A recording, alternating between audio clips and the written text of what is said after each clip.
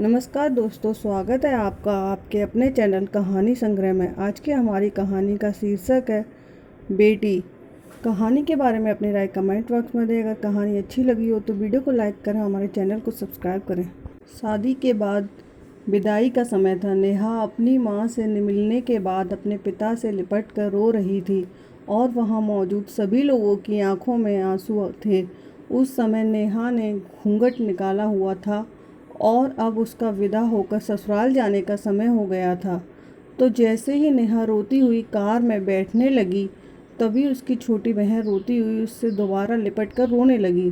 तभी गाड़ी के पास खड़े नेहा के पति अविनाश का दोस्त दिनेश कहता है, अरे यार अविनाश, यहाँ से घर पहुँचते ही सबसे पहले होटल अमृत बाग पहुँचकर एक बढ़िया सा खाना खाएंगे, क्योंकि यहाँ तेरे ससुराल में तो एकदम घटिया खाना था। ऐसा खाना तो हमारे यहाँ कुत्तों को भी नहीं खिलाते।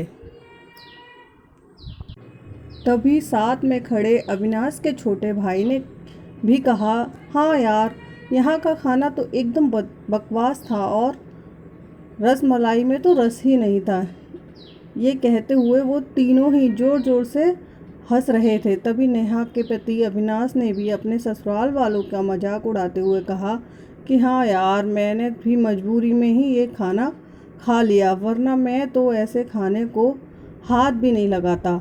और अब पक्का हम तीनों घर पहुंचते ही होटल अमृतबाग का खाना खाएंगे।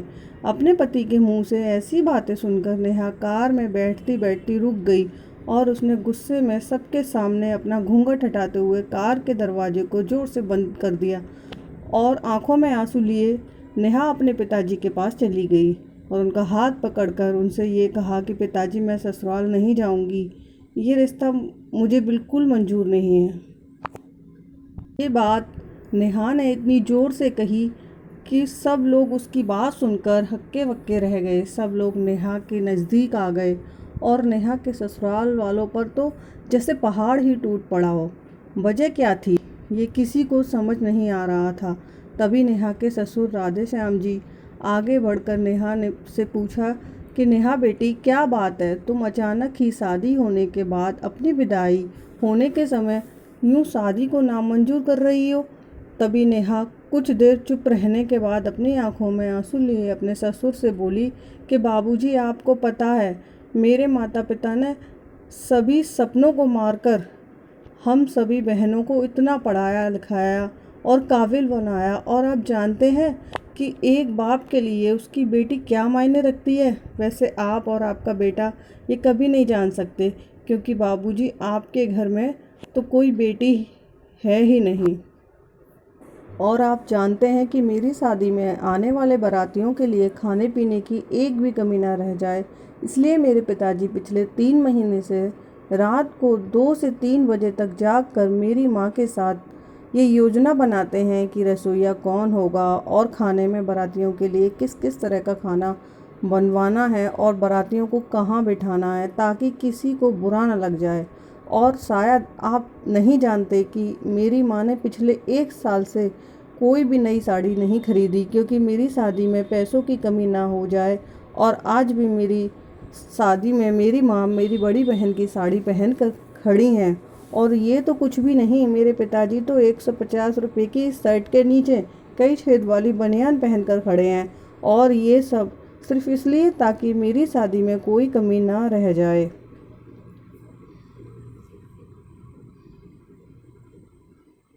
लेकिन इतनी मेहनत करने के बावजूद भी आज इस शादी में आपके बेटे को रोटियां ठंडी लगी, उसके दोस्त को पनीर बकवास लगा और मेरे देवर जी को तो रसमलाई में रस ही नहीं मिला। और तो और मेरे पति अविनाश जी कह रहे थे कि वो तो ऐसे खाने को हाथ भी नहीं लगाते, बस उन्होंने तो मजबूरी में ही ये खाना खा लिया है। अगर सब कुछ उन्होंने मजबूरी में ही खाया है तो इसकी क्या गारंटी है कि मुझसे शादी भी ये अपनी खुशी से कर रहे हैं। कल को अविनाश जी ये भी कह सकते हैं कि मुझसे भी उन्होंने मजबूरी में ही शादी की है। और नेहा रोते हुए अपने ससुर से ये भी कह रही थी कि जिस माता पिता ने मेरी शादी में दिन देखा ना रात, बस शादी की तैयारी में लगे रहे, उन माता पिता पर आज आपके बेटे और उनके दोस्त यूँ जोर जोर से हंस रहे हैं। और उनकी इतनी बेइज्जती कर रहे हैं। क्या आपके घर में माता पिता की इतनी ही इज्जत होती है? तभी नेहा के ससुर ने कहा कि बेटी, इतनी छोटी सी बात पर तुम इतना नाराज हो गई। तो नेहा ने अपने ससुर की बात को काटते हुए कहा कि बाबूजी, ये छोटी सी बात नहीं है। अगर शादी के बाद मैं भी आपकी इज्जत ना करूं तो आपको कैसा लगेगा? ये सुनते ही नेहा के ससुर ने शर्म के मारे अपनी आंखें नीची कर लीं।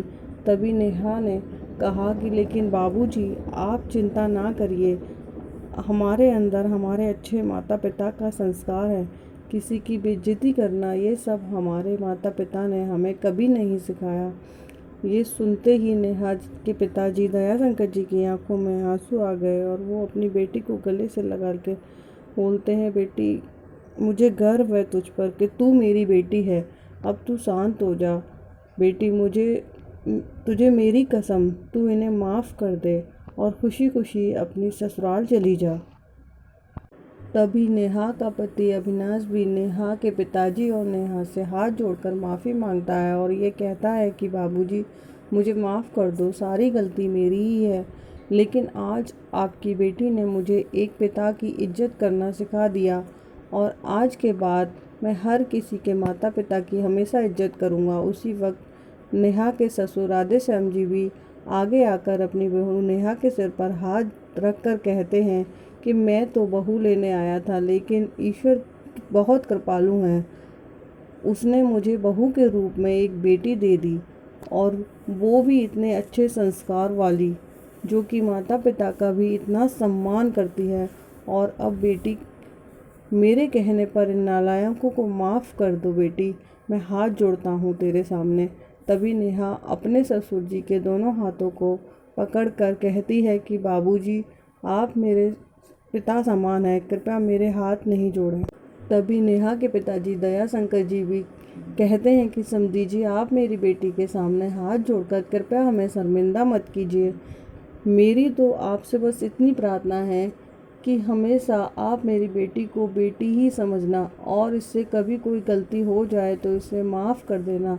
तो राधेश्याम जी ने अपने समधी दयाशंकर जी का हौसला बढ़ाते हुए कहा कि आप बिल्कुल चिंता ना करिए, बल्कि अब तो नेहा बेटी ही हमारे पूरे घर को संभालेगी और अब ये हमारे घर की लक्ष्मी है। ये सुनकर नेहा के पिताजी बहुत खुश हो गए और अपनी बेटी को खुशी खुशी विदा कर देते हैं।